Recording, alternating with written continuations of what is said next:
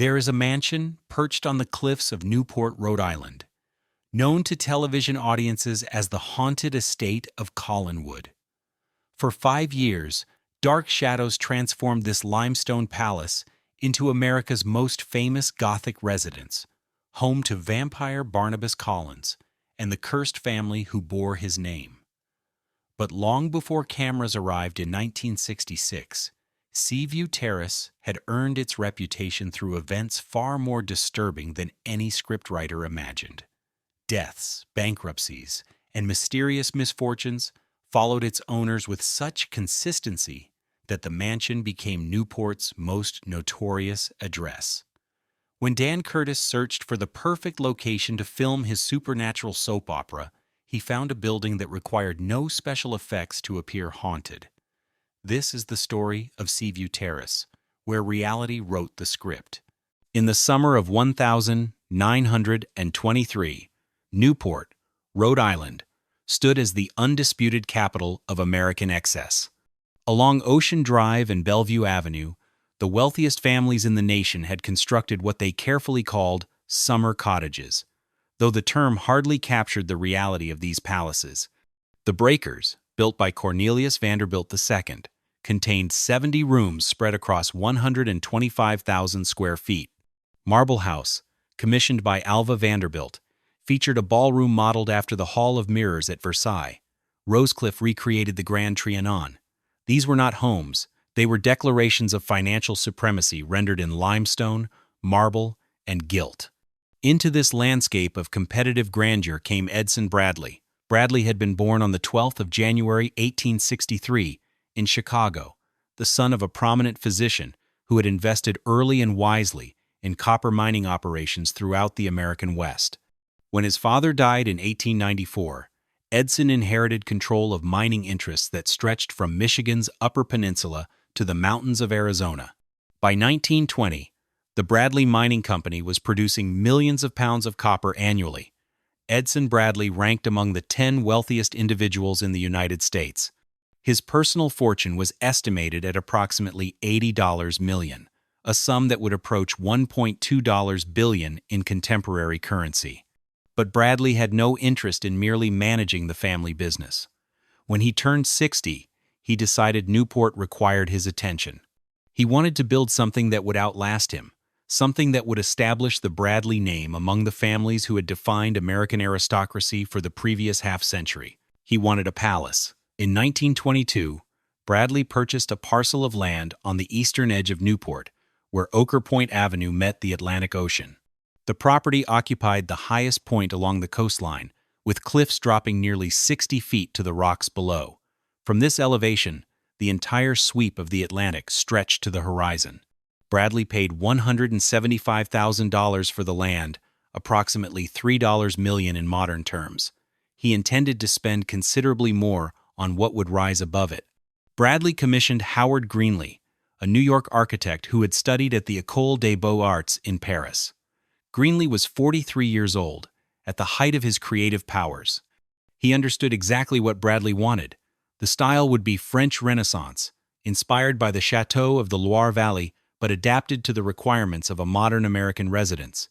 The exterior would be clad in Indiana limestone, chosen for its durability against the salt air, and its ability to be carved into the elaborate ornamentation that the style demanded.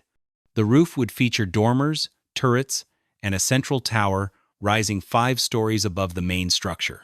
Construction began in the spring of 1923. Bradley hired the George A. Fuller Company, the same firm that had built the Flatiron Building in New York. More than 200 workers descended on the site. They excavated the foundation, sinking support columns deep into the bedrock. Steel framework rose through the summer and fall. By winter, the limestone facade had begun to take shape. The design called for 64 rooms spread across 4 principal floors, with additional servants' quarters in the attic and utility spaces in the basement. The ground floor would contain the public rooms, a grand entrance hall rising 2 stories, a drawing room measuring 40 feet by 30 feet with carved oak paneling imported from a 16th-century French chateau, a library with built-in bookcases for Bradley's collection of first editions, a ballroom capable of accommodating 200 guests occupying the entire southern wing. The second floor would contain the family bedrooms and private sitting rooms. Bradley's own suite would occupy the entire western corner, with windows facing both the ocean and the gardens. Julia Bradley's suite would mirror her husband's on the opposite side of the hall. Guest rooms, each with its own bathroom and fireplace, would fill the remaining space. The third floor would house additional guest accommodations and servants' rooms. The tower represented Greenlee's most dramatic gesture. Rising 90 feet above the ground, it would serve no practical purpose beyond providing a viewing platform accessible by a spiral staircase. From the tower's observation room, visitors could survey the entire estate and watch ships passing along the horizon. Bradley had specified that the tower should be visible from every major road approaching Newport, a landmark announcing his arrival among the city's elite families. The construction proceeded through 1924 and into 1925. The final cost would exceed $2 million, approximately $35 million in contemporary dollars. The figure did not include furnishings, which Bradley purchased during trips to Europe, tapestries from Flemish workshops, furniture attributed to André Charles Boule, paintings by minor French masters of the 18th century. Each piece was documented, insured, and shipped across the Atlantic. In June of 1925, the Bradley family took up residence. Servants unpacked trunks. Furniture was positioned according to detailed floor plans. The kitchen staff began preparing meals in a kitchen equipped with the most modern appliances available. Seaview Terrace, as Bradley had named the estate, was ready to take its place among the great houses of Newport. The newspapers noted the completion with brief announcements. The Bradley family had joined the summer colony. What the newspapers did not report was that Bradley had built his monument at precisely the wrong moment. The copper market had begun to soften in 1924. By 1925, prices were falling steadily as post-war demand declined and new mines in South America flooded the market with cheaper ore. Bradley's mining operations, which had generated immense profits during the war years, were now struggling to break even. The mansion required a staff of 26 to maintain. The annual operating costs exceeded $100,000. Bradley had built his palace, but palaces require constant feeding, and the source of that wealth was drying up faster than anyone outside the family's private councils understood. By the time the Bradley family hosted their first formal dinner at Seaview Terrace in August of 1925, the financial pressures were already mounting. The guests who admired the limestone facade and the French tapestries had no way of knowing that the family who welcomed them was beginning a slide toward ruin that the mansion itself would accelerate. The interior of Seaview Terrace reflected Edson Bradley's determination to establish his family among Newport's aristocracy through sheer magnificence of detail. The entrance hall rose 2 full stories, its walls paneled in oak that had been salvaged from a chateau in the Loire Valley and reassembled by craftsmen who spent 6 months fitting each piece into place. The curved staircase ascended to a landing where a stained glass window depicted a pastoral scene of shepherds and their flocks. The glass itself dating to the 17th century, light filtered through the colored panes in the afternoon, casting blue and amber patterns across the marble floor. The drawing room featured a fireplace carved from cane stone, its mantelpiece supported by caryatides copied from models at Fontainebleau. Above the mantel hung a painting attributed to François Boucher. The furniture had been selected to match the room's proportions: settees upholstered in silk damask, side tables with marquetry tops, a pianoforte that had belonged to a minor member of the Habsburg family and still bore their coat of arms inlaid in the lid. The library occupied the opposite side of the entrance hall, its walls lined floor to ceiling with bookcases constructed of American walnut. Bradley had assembled a collection of approximately 3,000 volumes, including first editions of Dickens, Thackeray, and the complete works of Shakespeare in a folio from 1685. A reading table stood in the center of the room, illuminated by a chandelier that had been converted from candles to electricity. The windows looked out over the gardens toward the ocean, providing a view that Bradley's architect had carefully framed to exclude any sight of neighboring properties. The ballroom occupied the entire southern wing of the ground floor. measuring 70 feet in length and 40 feet in width. Its ceiling rose 20 feet above a floor of inlaid parquetry in a pattern of concentric diamonds. Crystal chandeliers hung from gilt rosettes. French doors opened onto a terrace that extended the length of the room. The ballroom could accommodate 200 guests comfortably, though the Bradley family would host only 3 large gatherings during their tenure at Seaview Terrace. The kitchen occupied the basement level, equipped with commercial-grade appliances, 3 ovens, 2 ranges, a refrigeration unit that occupied an entire wall. Storage rooms held supplies sufficient to feed the family and staff for a month without resupply.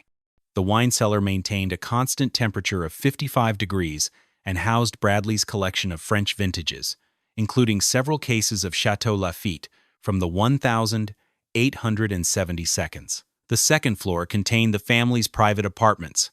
Bradley's suite occupied the southwestern corner, with windows facing both the ocean and the rose garden that Julia Bradley had commissioned in the spring of 1926. His bedroom measured 30 feet by 20 feet. An adjoining sitting room provided space for private meetings. A bathroom featured marble imported from Carrara and fixtures of polished nickel. Julia Bradley's suite mirrored her husband's on the opposite side of the central hallway. The tower rose from the center of the house, accessible by a spiral staircase that began on the 3rd floor and climbed through 90 feet of vertical space to an observation room at the summit. The room itself measured 12 feet in diameter, with windows facing in every direction. From this vantage point, the entire estate was visible. Bradley had commissioned a telescope for the room, mounted on a tripod near the eastern window. He would climb to the tower on clear evenings to watch ships passing along the horizon. The estate itself occupied 12 acres.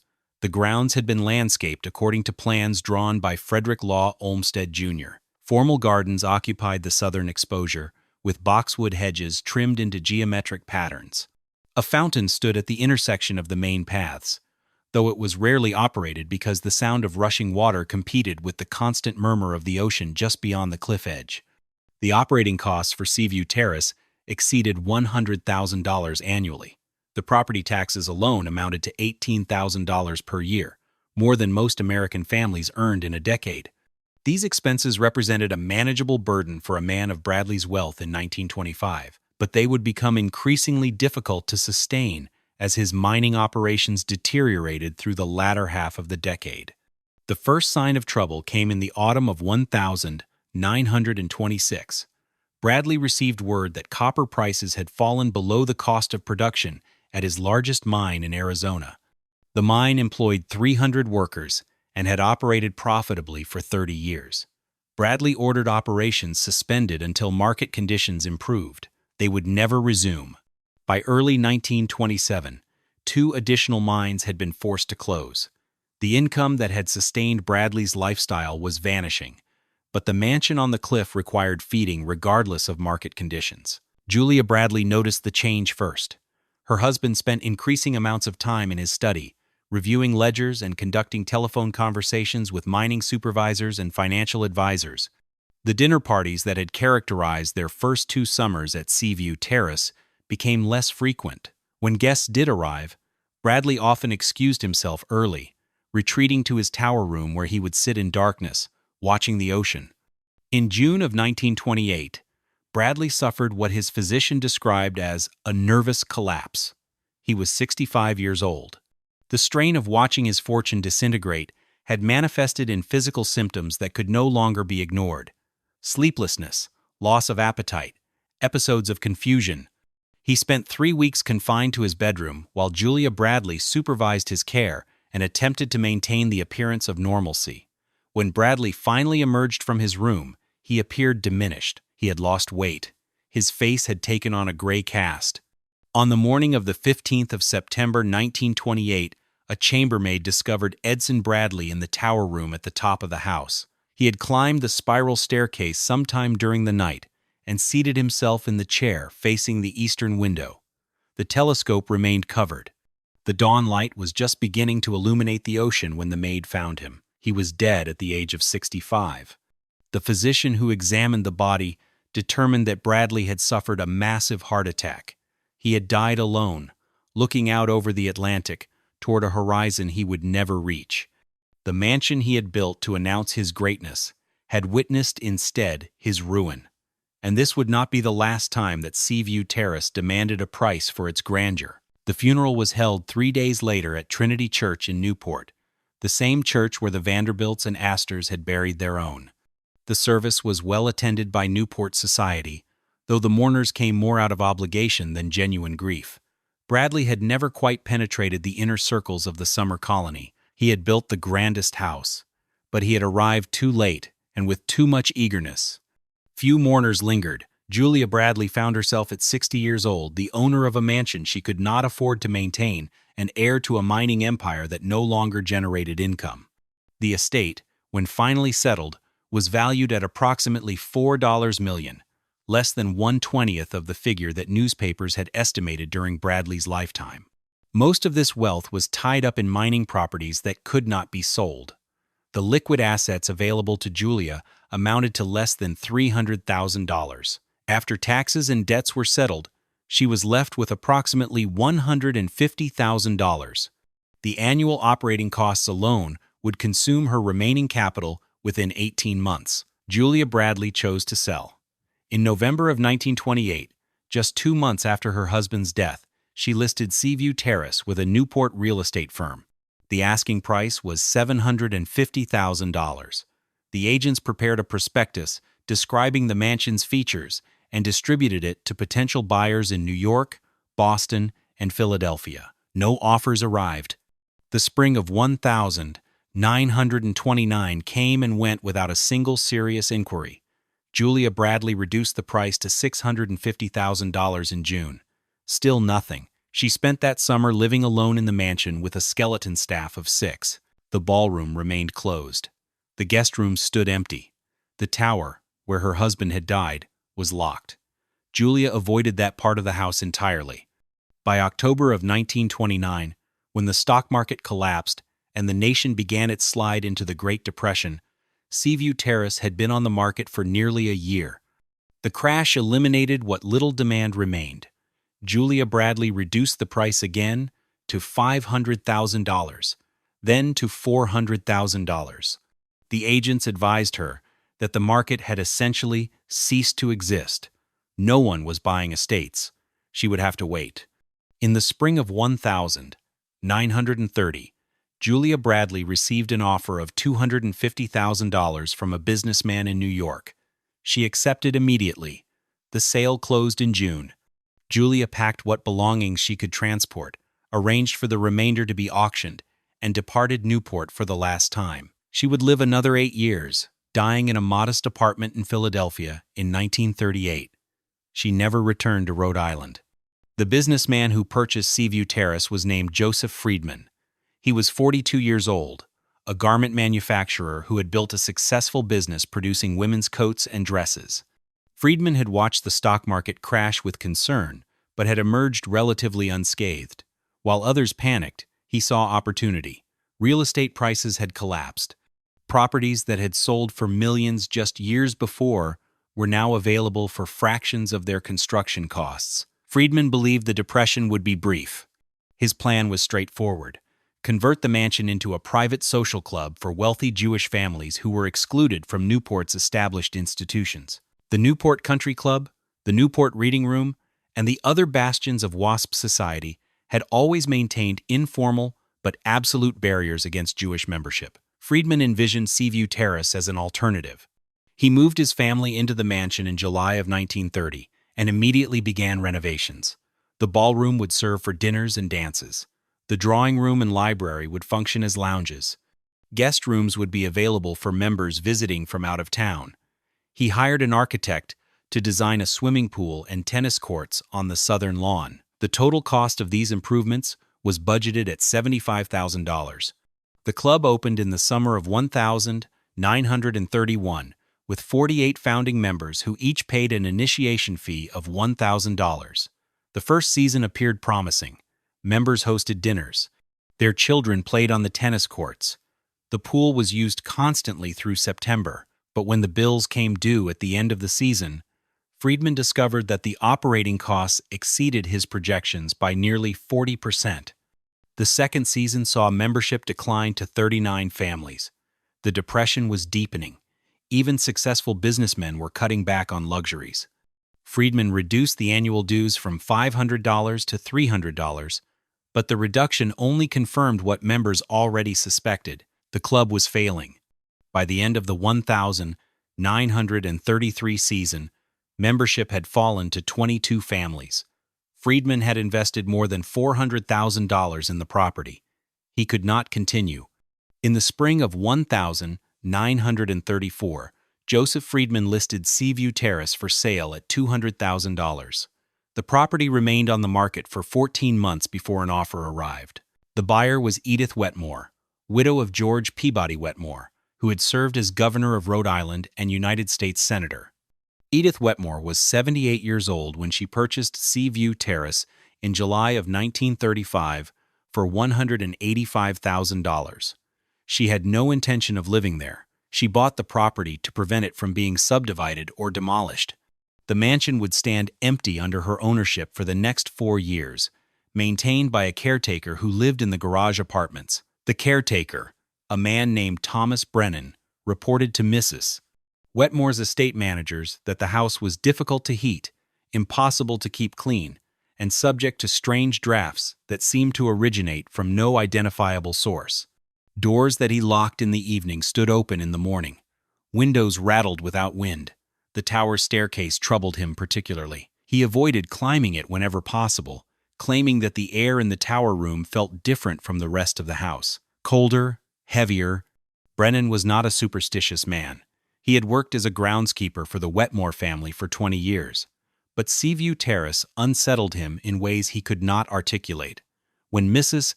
Wetmore's agents asked him to explain his concerns, he struggled to provide specifics. The house simply felt wrong, he told them. He requested a transfer to another property. The request was granted in the spring of 1939. His replacement, a younger man named Robert Hayes, lasted 7 months before submitting his own resignation. He offered no explanation beyond the standard notice required by his contract. The pattern was already established. Seaview Terrace had stood for barely 15 years, but it had already claimed one fortune, destroyed one business venture, and driven away 2 caretakers who could not explain what troubled them. And the darkness was only beginning. By 1940, Edith Wetmore had grown weary of maintaining a property she would never occupy. She was 83 years old, and her health was failing. The costs of keeping Seaview Terrace minimally maintained exceeded $12,000 annually. The building was deteriorating. The roof leaked. The ornamental ironwork had begun to rust. The gardens had gone wild. In March of 1940, Edith Wetmore sold Seaview Terrace to a corporation called Ocean View Properties for $125,000. The principals were 3 brothers named Clarence, Harold, and Morton Kaplan, developers from Providence who specialized in converting large estates into multi-unit residential buildings. They saw Seaview Terrace as ideal for similar treatment. The building's size and layout would allow for the creation of 12 to 15 luxury apartments. The Kaplans estimated they could complete the conversion for $200,000 and rent the units at rates that would provide a return of 12% annually. The conversion began in the summer of 1940. Workers divided the interior spaces, installing new walls and creating separate entrances. The grand staircase remained intact, but additional staircases were added at the rear. Kitchens were installed in spaces that had served other purposes. Bathrooms were added. The ballroom was subdivided into 4 apartments, destroying its original proportions but creating the largest units in the building. By December of 1940, the conversion was substantially complete. The first tenants moved in during January of 1941. Within 6 months, 12 of the 15 apartments were occupied. Rents ranged from $150 to $300 per month, depending on size and location. The building generated approximately $2,500 monthly, enough to cover operating costs and provide the projected return. For 3 years, Seaview Terrace functioned as the Kaplans had envisioned. The difficulties began in 1944. Several tenants reported problems with heating. Despite the building's supposedly modern systems, certain apartments remained persistently cold during winter months. The Kaplans hired contractors to inspect the boilers and ductwork. The systems were functioning properly. The engineers could identify no mechanical reason for the temperature variations. Nevertheless, two tenants vacated their apartments in March of 1944, citing the heating problems as their reason for leaving. Both apartments were on the upper floors, in what had been the family quarters during the Bradley era. Other complaints accumulated. Tenants reported hearing footsteps in hallways during hours when no one should be present. Doors that had been left open stood closed. Items disappeared from apartments and reappeared days later in different locations. A tenant on the third floor claimed that her jewelry had been taken from a locked drawer and found a week later arranged on her dining table. She accused the building's superintendent of entering her apartment without permission. The superintendent, a man named Vincent Russo, who had worked for the Kaplans for 15 years, denied the accusation vehemently. By the end of 1944, 6 apartments stood vacant. The Kaplans reduced rents by 20% to attract new tenants. 5 of the empty units were re-leased by spring of 1945, but the turnover rate remained higher than the brothers had experienced at their other properties. Tenants stayed an average of 14 months before leaving. Exit interviews revealed a consistent pattern. The apartments were beautiful. The location was excellent, but something about the building made people uncomfortable. The building felt oppressive, several said. It was too quiet, others claimed. A few mentioned bad dreams that ceased when they moved elsewhere. Vincent Russo also noticed changes. He had been living in an apartment on the ground floor since the conversion was completed, but in 1946 he requested permission to move to the garage apartments. The Kaplans questioned his decision. The ground floor apartment was larger and more convenient.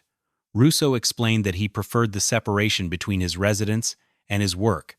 The real reason, which he shared only with his wife, was that he could no longer sleep comfortably in the main house. He would wake at 3 a.m. convinced that someone was walking through the hallways. He would investigate and find nothing. The feeling persisted regardless. In 1947, a tenant named Margaret Sullivan died in her 4th-floor apartment. She was 72 years old and had been in poor health for several years. The death itself was unremarkable, attributed to heart failure. What troubled the other tenants was that Mrs. Sullivan had lived alone and had not been discovered until 3 days after her death.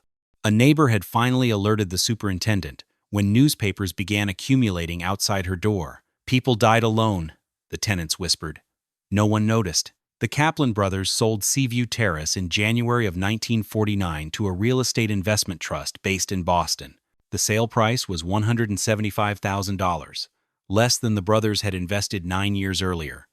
The trust that purchased the property intended to continue operating it as apartments, but within 18 months, they too were struggling with vacancy rates and tenant complaints. The building passed to another owner in 1951, then another in 1953. Each sale represented a loss for the previous owner. Each new owner believed they could succeed where predecessors had failed. Each discovered the same problems. The building was difficult to heat. Tenants left without clear explanations. Maintenance costs exceeded projections. Strange occurrences accumulated. A tenant reported seeing a figure in the tower staircase that vanished when approached. Another claimed that the elevator would sometimes operate without anyone pressing the call button, stopping at the 4th floor, where the doors would open onto an empty hallway. These reports were dismissed as imagination or exaggeration, but they contributed to a reputation that made the building increasingly difficult to lease. By 1958, Seaview Terrace had passed through 6 different owners in 18 years. The current owner had reduced rents to the point where the building barely covered its operating costs. 10 of the 15 apartments stood vacant. The remaining tenants were transients, people who stayed for a few months before moving on. The building that Edson Bradley had constructed to announce his arrival among Newport's elite had become a marginal property, neither profitable enough to warrant investment nor valuable enough to justify demolition. It stood on its cliff overlooking the Atlantic, slowly deteriorating, waiting for someone to determine its fate. That someone arrived in the spring of 1959. The property was sold once again, this time to a charitable organization that saw potential for institutional use. The new owners planned to convert Seaview Terrace into a residence for elderly women. The conversion would require substantial renovations, but the organization had funding secured and contractors ready to begin work. The conversion began in the summer of 1959 and continued through 1960. The apartment divisions were removed, restoring some of the building's original open spaces. Common areas were created on the ground floor. Bedrooms for residents occupied the upper floors. Medical facilities and administrative offices were installed in the basement. The building opened as a residence in January of 1961 with capacity for 48 women. Within 6 months, occupancy reached 42, but the same complaints that had plagued the apartment years resurfaced. Residents reported feeling cold despite adequate heating. Staff members avoided certain areas of the building, particularly the tower and the 4th floor. Several residents requested room changes without providing clear reasons. The turnover rate among staff was notably high. The organization's administrators attributed these problems to the building's age and the challenges inherent in operating an institutional facility in a structure designed as a private residence. They did not acknowledge what the pattern suggested. Seaview Terrace was not merely difficult to maintain, it was becoming impossible to occupy comfortably. And in 1966, Hollywood would arrive to film a building that already was what the cameras pretended it to be. In the autumn of 1965, a television producer named Dan Curtis sat in his New York office, reviewing location photographs for a project that had consumed his attention for the previous 18 months. Curtis was 40 years old, a former salesman who had moved into television production during the medium's explosive growth in the 1,950 seconds. He had produced game shows and variety programs, work that paid well but offered little creative satisfaction. What Curtis wanted was something different. He had developed a concept that was audacious, a Gothic soap opera set in present day but haunted by the past. The story would follow the Collins family, descendants of a wealthy New England dynasty whose ancestral estate concealed 2 centuries of dark secrets. There would be ghosts, curses, and eventually a vampire.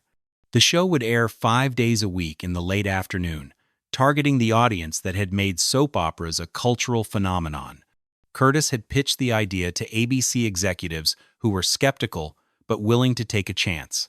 The network had committed to 13 weeks of episodes beginning in June of 1966. Curtis had 6 months to assemble a cast, hire writers, and find locations. The most critical location was the mansion itself. Curtis needed a building that would serve as the exterior for Collinwood, the Collins family estate. It had to be large enough to suggest wealth and power across generations. It had to be Gothic in style, preferably with towers and elaborate architectural detail. It had to be isolated, surrounded by grounds that could pass for a private estate, and it had to be accessible from New York, where the interiors would be filmed in a studio. Curtis and his location scout had spent months searching through New England, photographing dozens of estates from Massachusetts to Maine. Nothing had satisfied him. Most of the Gothic Revival mansions built during the 19th century had been demolished or converted to institutional uses. Those that remained in private hands were unavailable for filming. Curtis was beginning to consider alternatives when his location scout suggested they try Newport. They drove to Newport on a gray morning in November of 1965. The location scout had prepared a list of properties to examine. Curtis looked at the Breakers, Marble House, and Rosecliff. All were impressive, but none felt right. The Breakers was too ornate, Marble House was too classical, Rosecliff was too delicate. Curtis wanted something darker, something that looked as though it harbored secrets. The location scout mentioned one additional property. It was called Seaview Terrace, currently operating as a residence for elderly women, but available for exterior photography if arrangements could be made. They found the mansion on Ochre Point Avenue in the late afternoon. Curtis saw it first as a silhouette against the darkening sky. The limestone facade rose 4 stories, topped by a tower that extended another level above the roofline. Dormers and turrets broke the roofline at irregular intervals. The building dominated its cliff-edge site, isolated from its neighbors by walls and overgrown gardens. Curtis understood immediately that he had found Collinwood. He contacted the organization that owned the property and negotiated permission to photograph the exterior for television use. The fee was modest, less than $500 for unlimited access during the show's first season. The organization's administrators were pleased to have the income and saw no harm in allowing a television crew to film the building's facade. Curtis arranged for his crew to return in the spring to capture the footage that would be used throughout the series. When Dark Shadows premiered on the 27th of June, 1966, viewers across America were introduced to Seaview Terrace, though they knew it only as Collinwood. The show's premise established the Collins family as descendants of a dynasty founded in 1,690 inches, the fictional town of Collinsport, Maine. Their estate, Collinwood, had been rebuilt several times over the centuries, most recently in the 1,892 in the French Renaissance style. The current generation consisted of Elizabeth Collins Stoddard, a reclusive widow who had not left the estate in 18 years, her daughter Carolyn, and Elizabeth's brother Roger Collins with his son David. A young woman named Victoria Winters arrived to serve as David's governess, and her presence triggered the revelation of family secrets that had remained buried for decades. For the first 6 months, Dark Shadows struggled to find an audience. The ratings were poor. ABC executives discussed cancellation. Curtis knew he needed something dramatic to save the show. In December of 1966, he made a decision that would transform Dark Shadows from a failing experiment into a cultural phenomenon. He introduced a vampire, Barnabas Collins, a distant cousin who had been imprisoned in a coffin since 1795, was accidentally released and returned to Collinwood. The character was played by a Canadian actor named Jonathan Frid, who brought unexpected depth and pathos to what might have been a conventional monster role. The vampire storyline rescued the show. Ratings climbed steadily through the spring of 1967. By summer, Dark Shadows had become ABC's highest-rated daytime program. Fan mail arrived by the thousands. Jonathan Frid became an unlikely celebrity. The show would continue until April of 1971, producing a total of 1,225 episodes and establishing itself as one of the most distinctive programs in television history. Throughout its 5-year run, Seaview Terrace remained Collinwood's exterior. Curtis's crew returned to Newport periodically to film additional footage. The mansion appeared in the opening credits of every episode, its tower silhouetted against storm clouds. Viewers who had never been to New England developed strong associations between the building and the Gothic atmosphere that Curtis had created. The mansion became, in the minds of millions, synonymous with vampires, ghosts, and the dark secrets that wealthy families concealed behind limestone facades. The cast and crew who traveled to Newport for filming sessions noticed certain qualities about Seaview Terrace that made it ideal for Curtis's purposes. The building genuinely looked haunted. Its isolation contributed to an atmosphere of unease. The tower, accessible by a narrow spiral staircase, felt wrong in ways that no one could articulate precisely. Several crew members reported feeling cold inside the building despite mild weather. A camera operator mentioned that his equipment had malfunctioned during a shoot in the tower room, though it functioned normally elsewhere. These experiences were discussed among the crew but never seriously investigated. The building was old. Old buildings had quirks. No one suggested that Seaview Terrace might actually be the kind of place that Dark Shadows pretended Collinwood to be. Jonathan Frid, who spent more time at the location than most of the cast, later recalled that Seaview Terrace made him uncomfortable in ways he struggled to explain. The building felt oppressive, he said in an interview decades after the show ended. There was something about the tower that bothered him particularly. He climbed it once during a break in filming and decided never to return. When asked what he had experienced, Frid declined to elaborate. "Just a feeling," he said. "Not the kind of place I wanted to linger." The show's popularity extended far beyond its original run. Dark Shadows entered syndication in 1975 and has aired continuously on various cable channels ever since. A feature film was released in 1970. A second film followed in 1971. A primetime remake was attempted in 1991. Another film adaptation, directed by Tim Burton and starring Johnny Depp, appeared in 2012. Each iteration introduced new audiences to Collinwood, and by extension to Seaview Terrace. The mansion became a pilgrimage site for fans who would drive to Newport, locate the building, and photograph themselves in front of the gates. What the fans could not have known was that during the years Dark Shadows was filming at Seaview Terrace, the building's real occupants were experiencing difficulties that had nothing to do with television production. The senior residents continued to operate, but staff turnover remained problematic. Residents complained about cold rooms and disturbed sleep. In 1968, a resident named Dorothy Hammond fell down the main staircase and died from her injuries. She was 81 years old. The death was ruled accidental, attributed to poor balance and inadequate lighting. No one suggested any other explanation, though several residents claimed that Mrs. Hammond had reported seeing figures in the hallways during the weeks before her death. The cameras captured a mansion playing itself, a place where darkness was not created by lighting directors but merely revealed. And when the show ended in 1971, the building remained, its reputation now permanent, its connection to Gothic horror secured for generations to come. The final episode of Dark Shadows aired on the 2nd of April, 1971. By then, the show had produced 1,225 episodes across 5 years, creating a devoted fan base that would sustain the property for decades. Dan Curtis moved on to other projects. The cast dispersed to other roles, though Jonathan Frid would forever be identified with Barnabas Collins. Seaview Terrace remained. The charitable organization that operated the senior residence continued to struggle with the same problems that had plagued earlier owners. Occupancy rates fluctuated.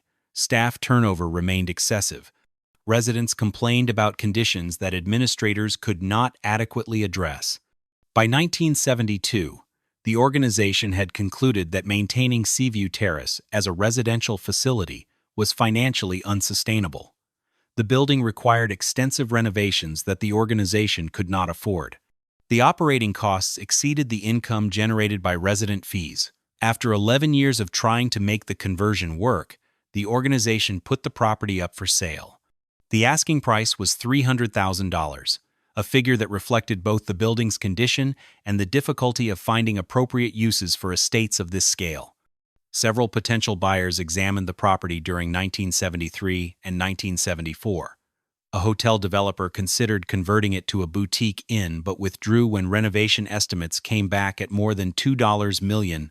A private school explored using it as a dormitory but determined that the building did not meet current safety codes. A real estate speculator offered $200,000, intending to demolish the mansion and subdivide the land for residential development. But local preservationists blocked the sale through zoning challenges. The property stood empty through 1975 and into 1976. The charitable organization continued to pay for minimal maintenance. The gardens reverted to wilderness. The swimming pool filled with leaves. Vandals broke several windows. Local teenagers discovered they could enter through an unlocked service door and began using the building for parties. The Newport police received complaints from neighbors.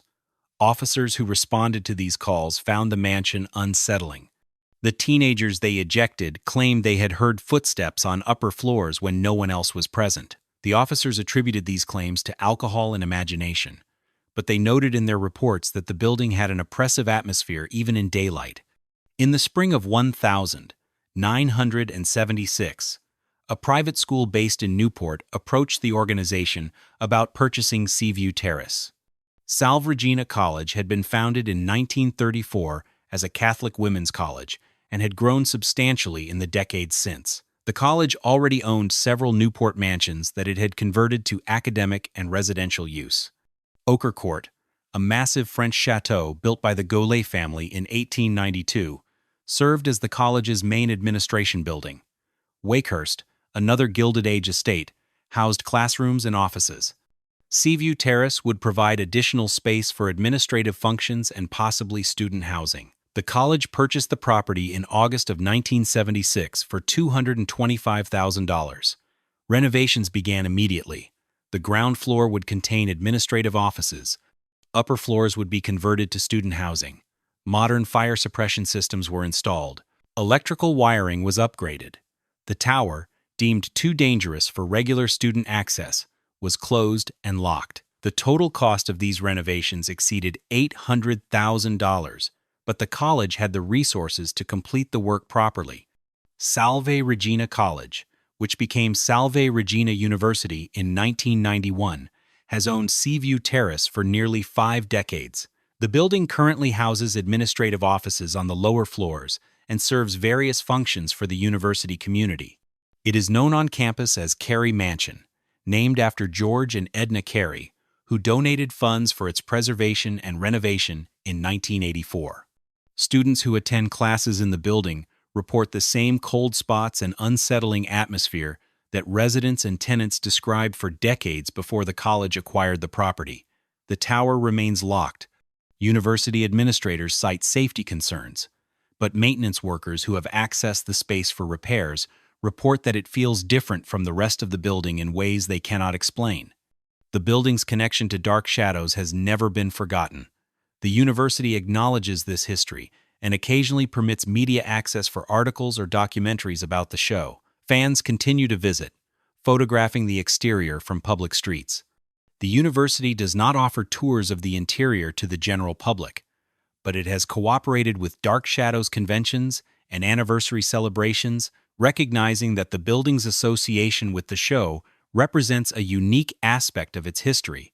Several paranormal investigation groups have requested permission to examine Seaview Terrace over the years. The university has consistently declined these requests. The official position is that the building serves an active institutional purpose and cannot be used for entertainment or pseudoscientific investigation. Unofficially, administrators prefer to avoid encouraging supernatural speculation about a property where students live and work. Nevertheless, the stories persist. Students who have lived in Seaview Terrace during its periods of use as dormitory space report experiences similar to those documented in earlier decades. Items disappear and reappear. Doors that were left open stand closed. Footsteps echo in empty hallways. Most students dismiss these occurrences as the normal quirks of an old building, but some find the environment disturbing enough to request transfers to other campus housing. The building's structural condition has required continuous attention. The university has invested millions in maintenance and restoration over the decades. The roof was completely replaced in 1998. The limestone facade underwent extensive cleaning and repair between 2005 and 2008. Windows have been restored or replaced as needed.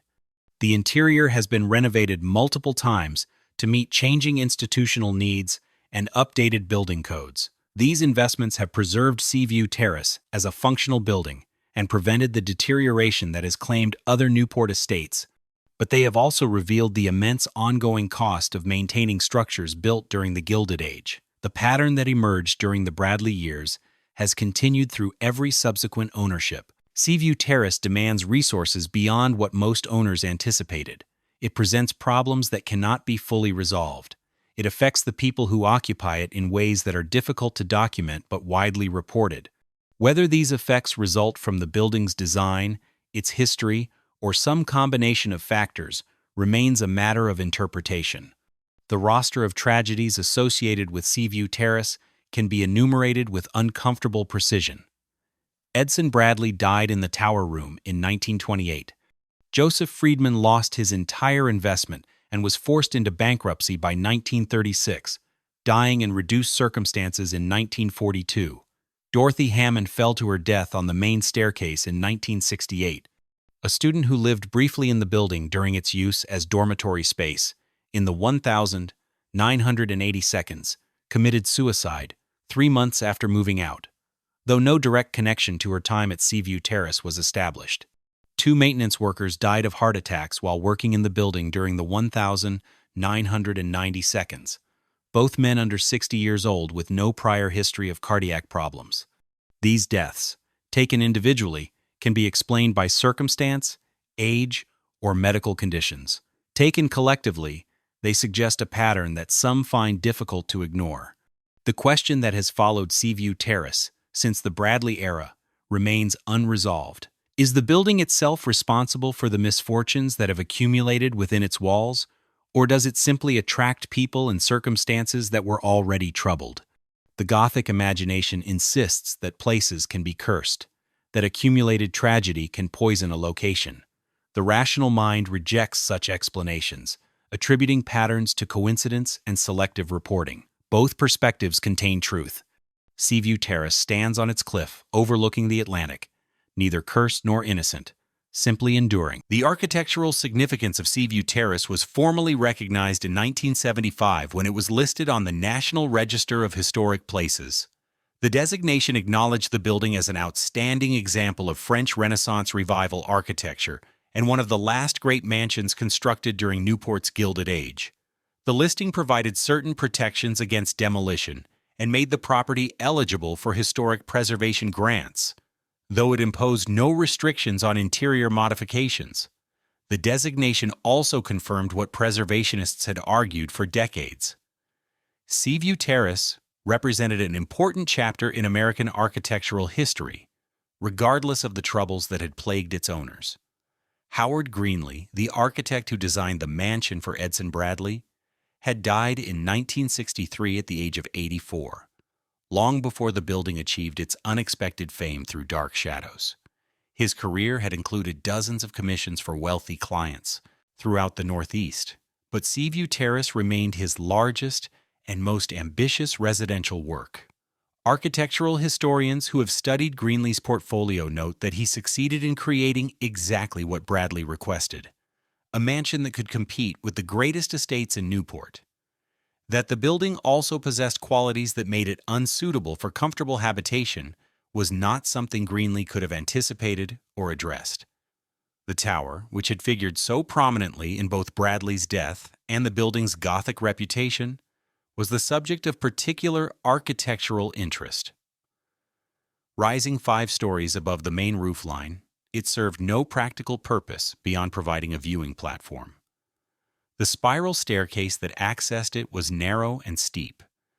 The observation room at the summit measured only 12 feet in diameter, barely large enough to accommodate more than 3 people. From an architectural standpoint, the tower existed purely as a visual gesture, a vertical accent that gave the building a distinctive silhouette when viewed from a distance. That it also created an isolated space where Bradley could retreat from his troubles and where he would eventually die was an unintended consequence of the design. The building's reputation within the Dark Shadows fan community continued to grow through the 1980s and 1990s. Conventions dedicated to the show attracted thousands of attendees who would often make pilgrimages to Newport to photograph Seaview Terrace. The university accommodated these visitors within reasonable limits, understanding that the building's association with the show represented a unique form of cultural heritage. In 1991, when NBC attempted to revive Dark Shadows as a primetime series, the producers returned to Newport to film new exterior footage of Seaview Terrace. The revival was canceled after 12 episodes, but it renewed interest in the original series and brought another wave of visitors to the mansion's gates. The economic value of the Dark Shadows connection proved substantial. Tour operators in Newport began including Seaview Terrace on their routes. Local businesses sold Dark Shadows memorabilia. The Newport Tourism Board recognized that the show had given the city a presence in popular culture that extended beyond its traditional reputation as a summer resort for the wealthy. Seaview Terrace had become, however improbably, one of Newport's most recognizable landmarks. The 2012 film adaptation of Dark Shadows, directed by Tim Burton and starring Johnny Depp as Barnabas Collins, introduced the property to a new generation. Although the film used different locations for most of its shooting, publicity materials referenced Seaview Terrace's role as the original Collinwood. The film's release triggered another surge of interest. The university's public affairs office found itself fielding dozens of media requests. The attention was generally welcome, but it also highlighted the ongoing challenge of managing a property that existed simultaneously as a functional university building and as a location significant to popular culture. By the early 2000s, the physical condition of Seaview Terrace had become a serious concern. The limestone facade, despite cleaning and repairs in the previous decade, continued to deteriorate from exposure to salt air. Water infiltration had damaged interior plasterwork.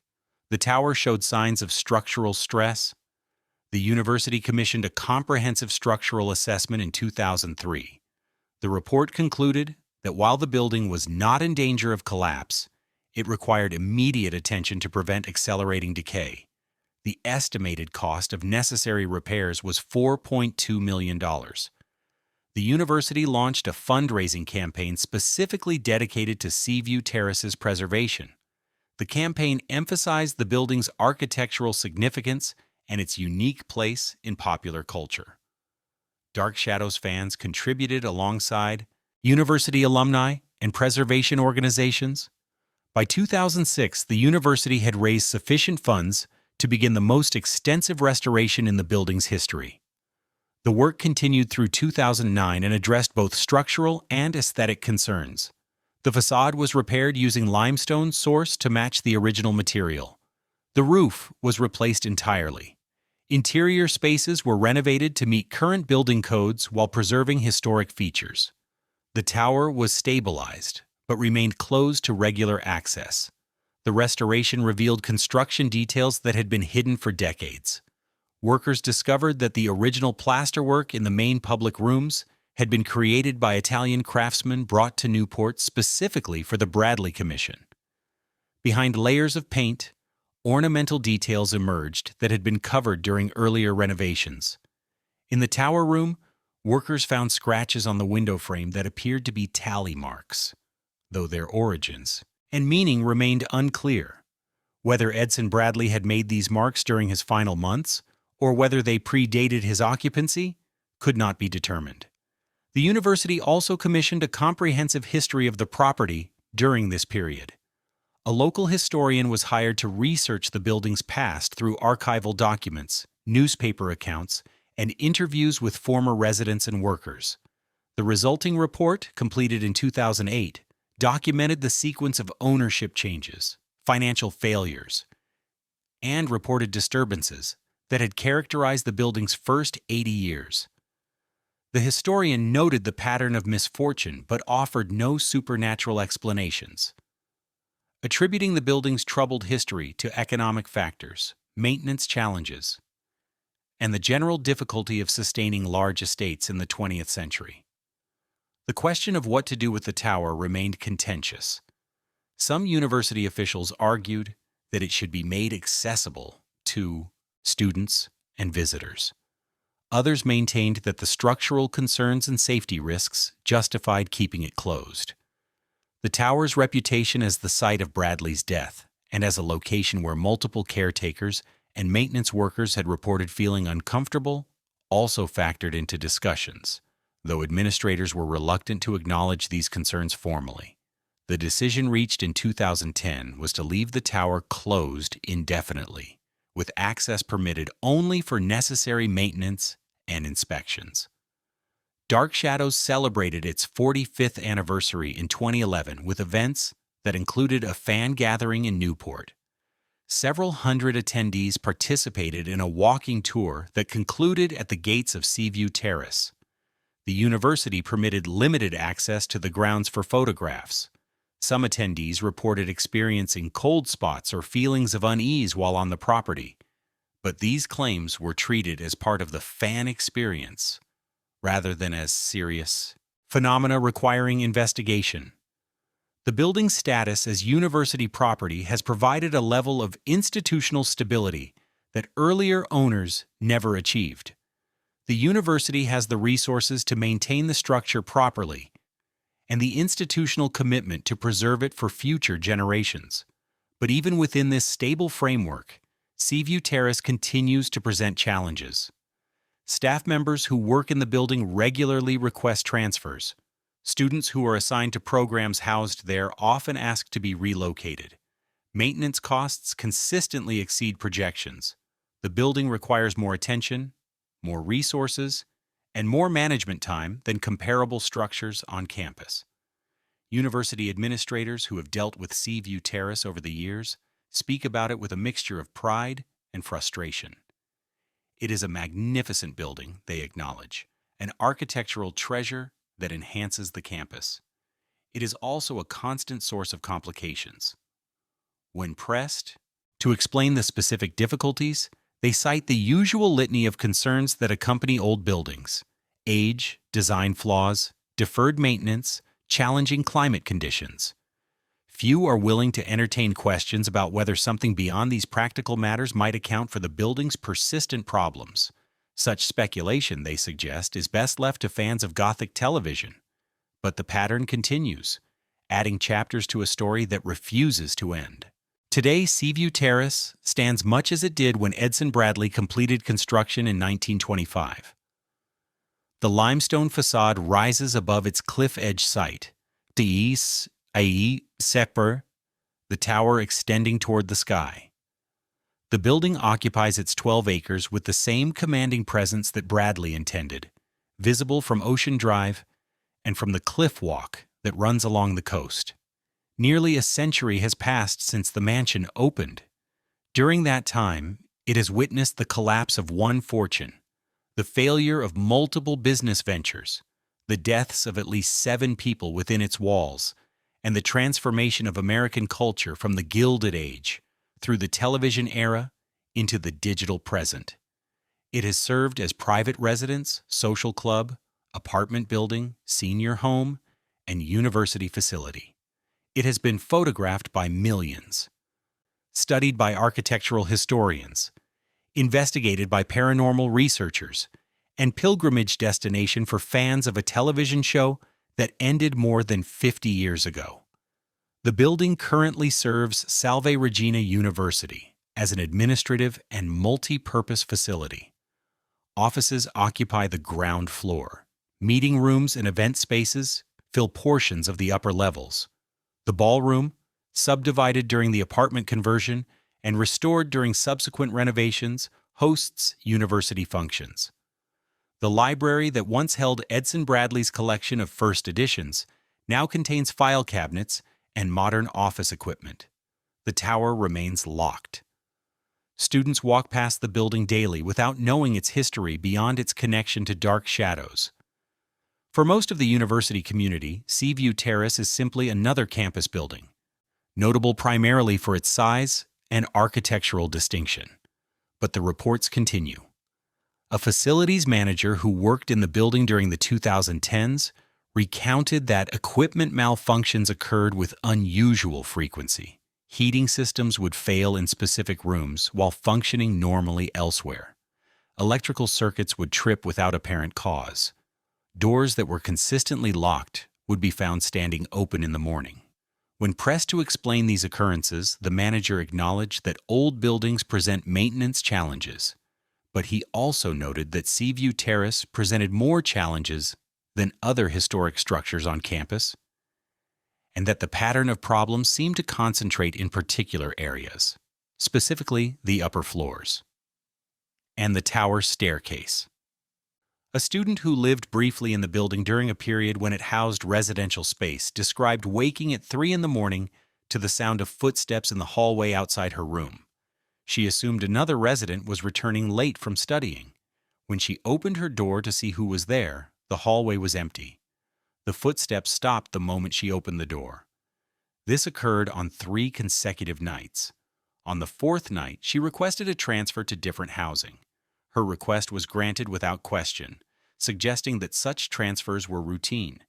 These accounts, and dozens like them spanning decades, establish a pattern that is difficult to dismiss entirely. People who spend time in Seaview Terrace report experiences that they cannot easily explain. These experiences are consistent across different time periods, different types of occupancy, and different populations of residents and workers. The experiences are reported by people who have no prior knowledge of similar reports, suggesting that they are not the result of suggestion or expectation. Whether these experiences reflect genuine paranormal phenomena or simply the psychological effects of occupying a building with a known history of tragedy, remains a matter of interpretation. The academic study of allegedly haunted locations has produced no consensus on what distinguishes a genuinely paranormal site from one that merely has a reputation for being haunted. Environmental factors such as infrasound, electromagnetic fields, and air quality can produce physical sensations and psychological effects that people interpret as supernatural. Old buildings with irregular heating and ventilation can create temperature variations and unusual sounds. The power of suggestion can cause people to perceive events as unusual when they might otherwise be ignored. Seaview Terrace presents all of these complicating factors. It is an old building with complex systems. It has a well-documented history of tragedy that anyone researching the property would discover. It has been featured in a Gothic television series that explicitly portrayed it as a haunted mansion. Any investigation must account for these factors before concluding that paranormal activity is occurring. Yet even accounting for all of these variables, the consistency and specificity of reports across nearly a century suggest that something about the building affects people who spend time within its walls. The tower remains the most persistently troubling location. Workers who have accessed it for maintenance describe an atmosphere that differs from the rest of the building. The air feels heavier. The temperature seems lower. The space feels wrong in ways difficult to articulate. These are subjective descriptions, resistant to measurement, but they come from people who have no investment in promoting supernatural interpretations. The question of whether Seaview Terrace is haunted admits no definitive answer. Believers in the paranormal point to the accumulated evidence, the consistent reports, the pattern of tragedy. Skeptics counter that every element can be explained through conventional means, that the pattern reflects economic and social factors rather than supernatural influence. Both positions contain truth. Perhaps the most honest conclusion is that Seaview Terrace occupies a space between categories. It is neither definitively haunted nor entirely mundane. It is a building where beauty and tragedy have coexisted for nearly a century, where architectural ambition created spaces that have proven difficult for people to occupy comfortably, where the accumulation of history has given the structure a weight that visitors can feel even if they cannot explain. Whether that weight derives from paranormal forces or from the psychological impact of knowing the building's past may be less important than acknowledging that the weight exists. The building's survival represents a triumph. Dozens of Newport mansions have been demolished over the past century. The economic forces that made estates like Seaview Terrace unsustainable for private owners destroyed most of their contemporaries. That Seaview Terrace still stands, still functions, still draws visitors to its gates, suggests a form of resilience that transcends the misfortunes that plagued its early owners. The building has outlived everyone who contributed to its troubled reputation. Edson Bradley, Joseph Friedman, the succession of owners who struggled to make it profitable, the caretakers who fled, the residents who died. All are gone. The building remains. Salve Regina University's stewardship has provided what earlier arrangements could not. The institutional resources and long-term commitment necessary to maintain a structure of this scale. The university has no intention of selling the property. It has invested millions in restoration and continues to budget for ongoing maintenance. The building has been integrated into the campus in ways that ensure its preservation for the foreseeable future. Whatever else might be said about Seaview Terrace, it will not be demolished. It will not fall into ruin. It will stand on its cliff for generations to come. The tower still rises above the roofline, its observation room still accessible by the narrow spiral staircase, though locked against casual entry. The gardens have been replanted and maintained. The ballroom still exists, divided and restored, and adapted to contemporary purposes. The building is both preserved and transformed, neither purely historic nor fully modern, existing in the uncomfortable space between past and present where so many historic properties find themselves. For visitors who approach Seaview Terrace today, what they encounter depends largely on what they bring with them. Fans of dark shadows see Collinwood. Architecture enthusiasts see a remarkable example of French Renaissance revival style. Students see a campus building. Believers in the paranormal see a genuinely haunted location. Skeptics see an old building with a reputation that exceeds its reality. All of these perspectives contain elements of truth. Seaview Terrace is all of these things simultaneously. There is a mansion on the Rhode Island coast that has stood for nearly a century, watching the Atlantic waves crash against the cliffs below. It has housed millionaires and pensioners, served as apartments and dormitories, appeared in 1,000 television episodes and countless photographs. It has witnessed deaths and bankruptcies, departures and arrivals, tragedies both dramatic and mundane. It has been called beautiful and oppressive, magnificent and troubling, cursed and merely unfortunate. After a century of occupation by dozens of different owners, residents, and institutions, one certainty remains.